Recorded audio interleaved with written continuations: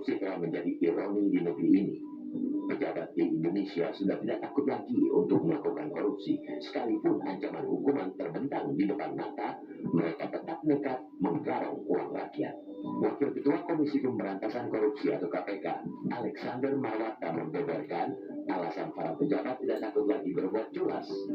Keuntungan yang mereka peroleh dari hasil mencuri uang negara lebih besar ketimbang risiko yang dihadapi ketika tertangkap akibat korupsi. Itulah realitas pahit yang dihadapi dalam upaya pemberantasan korupsi di negeri ini, yang diakui secara jujur oleh institusi pemberantasan korupsi.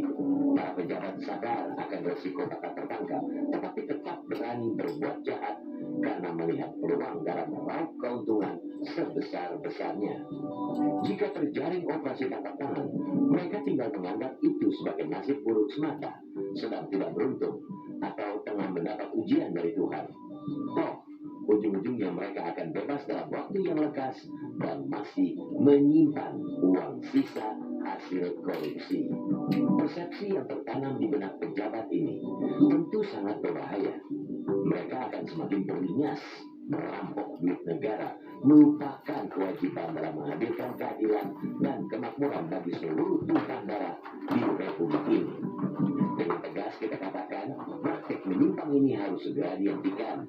Perjudian yang mereka lakukan taruhannya sangatlah besar, merusak masa depan bangsa, memperlambat pembangunan, memperburuk kemiskinan, dan merusak kepercayaan publik terhadap pemerintah ialah kenyataan pahit yang mesti ditanggung oleh rakyat.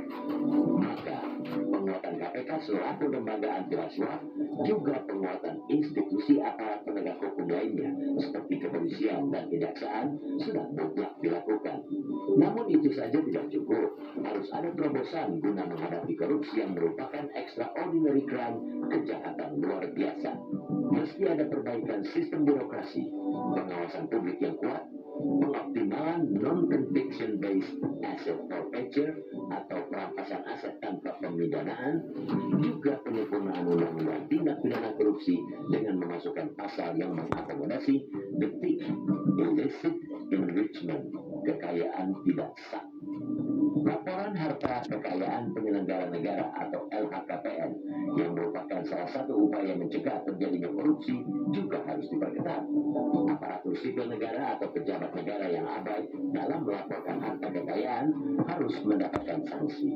Tidak hanya administrasi, tetapi juga harus dihukum secara pidana.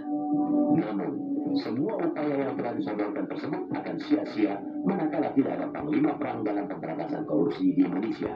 Alexander Marwata, wakil ketua KPK itu, terang-terangan mengatakan belum ada satupun kepala negara yang berani mendeklarasikan zero tolerance terhadap korupsi. Sekuat apapun lembaga penegak hukum dan mekanisme hukum yang ada, upaya pemberantasan korupsi akan sulit berhasil tanpa panglima perang yang berdiri di garis depan dengan keberanian dan ketegasan menyikat habis pejabat yang mencuri uang rakyat. Tidak hanya itu, panglima perang ini akan mati-matian berjuang di DPR guna menyempurnakan Undang-Undang Tipikor, mengesahkan rancangan Undang-Undang Perampasan Aset, serta mengembalikan nyali KPK. Dengan begitu, nafsu pejabat untuk menggarong duit negara bisa ditekan atau bahkan dihilangkan. Mereka tidak akan lagi berani untuk berbuat korupsi. Pemberantasan korupsi jangan menjadi slogan semata. Di tengah praktik rasuah terus merajalela, harapan besar masyarakat bertumpu pada pemimpin masa depan yang benar-benar memiliki komitmen kuat dalam memerangi korupsi. Berani jujur itu hebat, berani korupsi sama saja mencari mati.